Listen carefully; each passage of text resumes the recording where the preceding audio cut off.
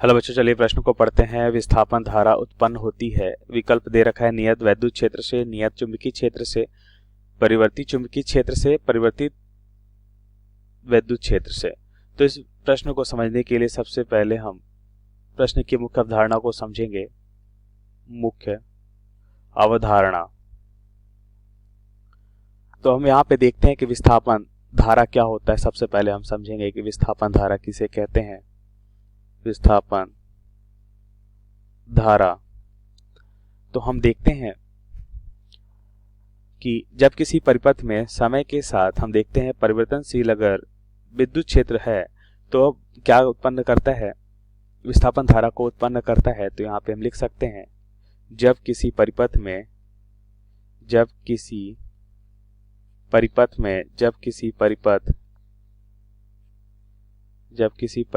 समय के साथ परिवर्तनशील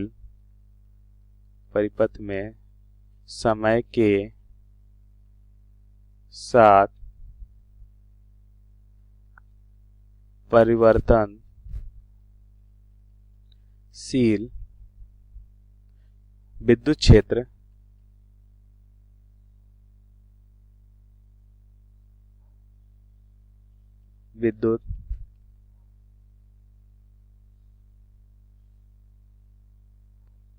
क्षेत्र के कारण उत्पन्न धारा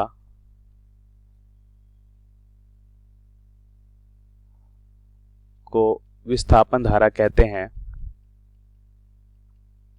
विस्थापन धारा कहते हैं, जिसे हम किससे प्रदर्शित करते हैं, इसे हम ID से प्रदर्शित करते हैं। मतलब विस्थापन धारा को ID से प्रदर्शित करते हैं और इसका जो सूत्र है वो क्या होता है, इसका जो सूत्र है वह होता है, हम यहाँ पे लिख सकते हैं epsilon not d phi e by dt। यह होता है विस्थापन धारा का सूत्र। अब प्रश्नानुसार उत्तर को समझेंगे तो हम यहाँ पे देखते हैं कि जैसा कि मुख्य अवधारणा में हमने देखा कि समय परिवर्तित विद्युत क्षेत्र क्या कहलाता है, विस्थापन धारा कहलाता है।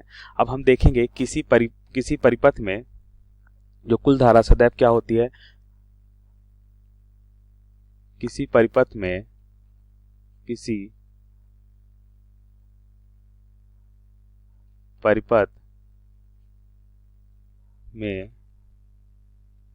कुल धारा हम देखते हैं चालन धारा और विस्थापन धारा के योग के बराबर होता है। किसी परिपथ में कुल धारा चालन धारा जिसे हम लिखते हैं IC तथा विस्थापन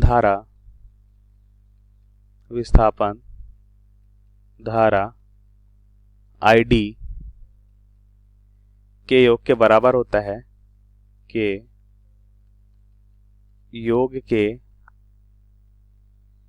बराबर होता है। अब यहाँ पे लिखेंगे I बराबर हमें क्या मिलेगा, IC प्लस ID। तो यहाँ से हम देखते हैं कि कुल धारा हमें क्या मिलेगी, IC यहाँ पे चालन धारा कहलाएगी। अब विस्थापन धारा हमने देखा मुख्य अवधारणा में क्या होता है, d phi e by dt होता है, मतलब फ्लक्स में परिवर्तन की दर। और एप्सिलॉन नॉट यहाँ पे क्या होता है, वायु निर्वात में विद्युतशीलता कहलाती है। यही कहलाता है किसी परिपथ में कुल धारा।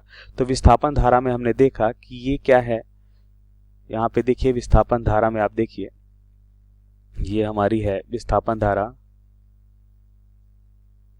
तो यहाँ पे देखिए समय परिवर्तित विद्युत क्षेत्र में दिख रहा है और यही क्या कहलाता है, विस्थापन धारा कहलाता है। अब विकल्प को देखें तो नियत विद्युत क्षेत्र से उत्पन्न होता है तो गलत है, चुंबकीय क्षेत्र से यह भी गलत है, परिवर्ती विद्युत क्षेत्र तो यह बिल्कुल सही है। परिवर्तित विद्युत क्षेत्र इसका मतलब समय के साथ परिवर्तित है ये, और परिवर्तित चुंबकीय क्षेत्र तो यह भी गलत है। तो सही विकल्प हमारा C होगा।